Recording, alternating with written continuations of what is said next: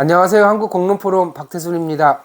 우리가 지금 이제 공론장 절차에 대해서 공부를 하고 있고, 지난 시간부터 공론장 체계 구축과 관련된 내용을 공부를 하고 있는데요.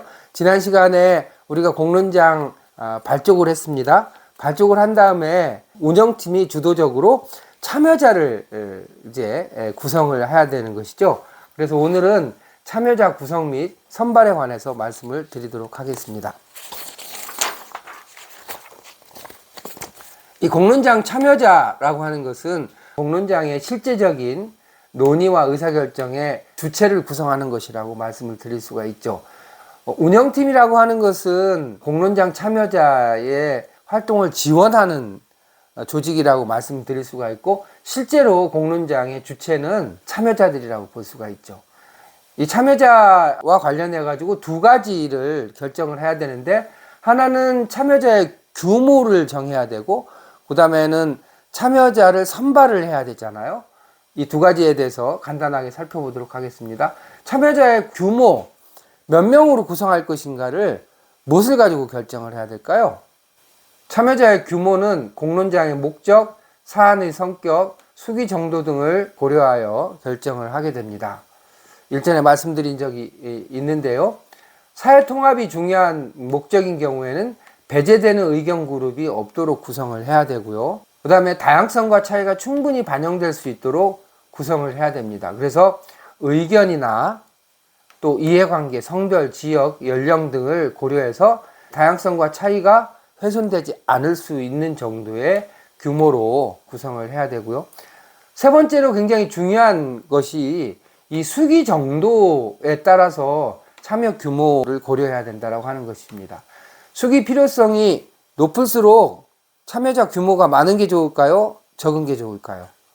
수기 필요성이 높을수록 참여자의 수는 줄이고 대표성을 강화하는 것이 대단히 중요하다고 말씀을 드릴 수가 있습니다. 제가 일전에 하나의 사례로 말씀드린 적이 있는 것 같은데, 독일 같은 경우에 후쿠시마 원전 이후에 탈핵을 할 것인가 라고 하는 굉장히 중요한 국가적인 정책을 결정하는데, 실제로 논의 단위를 15명 정도로 제한을 해서 심도 깊게 논의한 사례가 있고요. 또 대표적인 사례로는 덴마크에서 GMO 관련된 소위 합의회의라고 하는 것을 진행하는데, 합의회의 같은 경우에는 수기는 대단히 고도화시키고 인원수는 30명 이내로 하는 경우를 우리가 볼 수가 있습니다.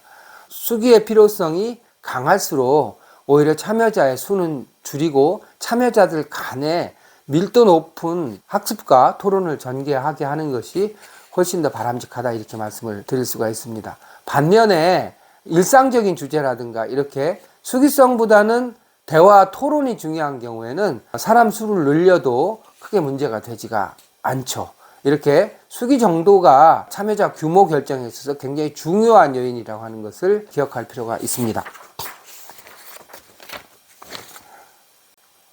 참여자 규모가 정해진 다음에 이제 참여자를 실제로 선발을 해야 되는데요. 참여자 선발과 관련해서 중요한 몇 가지에 대해서 정리를 한번 해보겠습니다. 첫 번째는 모든 사람에게 참여할 수 있는 기회를 보장하는 것이죠.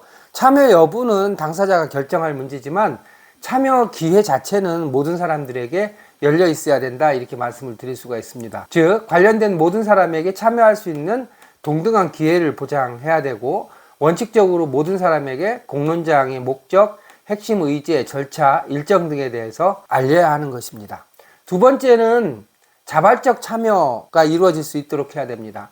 참여 여부는 자율적으로 결정할 사항인 것이죠. 이런 자발적 참여라고 하는 측면에서 볼 때 무작위 추출 등의 방식은 자발적 참여 원칙에 위배될 가능성이 대단히 높습니다. 자신이 원하는 경우에 원천적으로 참여하지 못하거나 참여를 원치 않는데 참여하게 되는 이런 경우가 생겨서는 안 되죠. 그래서 원칙적으로 참여는 자발적으로 이루어져야 된다라고 하는 점을 기억할 필요가 있고요. 중요한 것은 이제 대표성을 어떻게 확보할 것이냐라고 하는 점인데요. 이것과 관련해서는 한 세 가지 정도를 고려해야 됩니다. 첫 번째는 이해관계의 질적 차이를 충분히 반영할 수 있을 정도의 대표성을 확보할 필요가 있습니다. 어떤 사안과 관련해서 다양한 입장과 이해관계 차이가 있을 수 있잖아요. 그런 경우에 입장과 이해관계 차이가 충분히 반영될 수 있도록 대표성이 확보돼야 된다, 이렇게 말씀을 드릴 수가 있고요. 또한 다양한 그룹이 존재하는 경우에 사안에 대한 차이가 충분히 반영될 수 있도록 하되 그 차이에 대해서는 동등하게 대우해야 된다라고 하는 점입니다. 한쪽 마을에 A라고 하는 입장을 갖고 있는 사람이 30명이고 B라고 하는 입장을 갖고 있는 사람이 70명이라고 하는 경우에 수적으로는 30대 70이지만 입장 차이라고 하는 점에서는 A와 B가 동등하다, 이렇게 이해를 하시면 되겠습니다. 예를 하나 들어서 말씀드리면 서부 경남 공공의료 관련해 가지고 공론화를 하는 경우에 5개 지자체가 이 사안과 관련해서 결합하게 됐는데, 진주라든지 사천 같은 경우에는 인구가 3, 40만 될 정도로 굉장히 많지만 산청이라든가 남해라든가 하동 같은 경우에는 인구가 몇만에 불과하잖아요. 그렇지만 공공병원이 어디에 위치할 것인가라고 하는 점에 있어서는 각 지자체를 중심으로 이해관계가 얽혀 있었기 때문에 구성 비율을 인구에 비례해서 참여단을 구성한 것이 아니라 각각의 지자체들을 기본 단위로, 차이의 기본 단위로 해서 동등하게 20명씩 구성해서 100명을 구성한 적이 있습니다. 충분히 이해가 되셨을 거라고 생각을 하고요. 따라서 갈등 구조에 대한 분석에 기반해서 객관적인 설득력을 가질 수 있도록 대표성을 확보하는 것이 대단히 중요하다, 이렇게 말씀을 드릴 수 있습니다. 그 다음에는 합의지향의 구성이 필요하다라고 볼 수가 있는데요. 이것은 앞에서 대표단 구성과 연결된 문제입니다. 공동체 같은 경우에는 문제 해결뿐만 아니라 공동체성 확보라고 하는 것도 공론장 구성에 있어서 굉장히 중요하게 고려해야 될 요인이라고 말씀을 드렸잖아요. 따라서 합의를 지향하는 공론장 같은 경우에는 선호에 기반한 다수결이 아니라 합의를 도출하기 위한 과정으로 공론장을 설계할 필요가 있고, 그러자면 수에 기반해서 대표단을 구성하는 것이 아니라 차이와 이해관계의 질적 차이에 기반해서 대표단을 구성할 필요가 있다, 이렇게 이해를 하시면 될 것 같고요. 그 다음에 사회적 소수자를 배려해서 구성을 해야 된다, 이렇게 말씀을 드릴 수 있습니다. 이 사회적 소수자는 인적 구성 비율과 관계없이 사회적 소수자의 참여를 보장을 해야 되는 것이죠.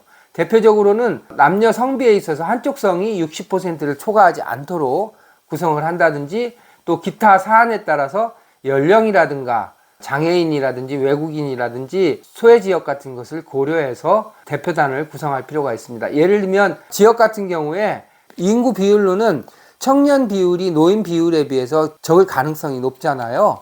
그런 경우에 청년을 소수자로 보고 청년에 대한 대표성을 오히려 강화할 필요가 있다, 이렇게 말씀을 드릴 수가 있습니다.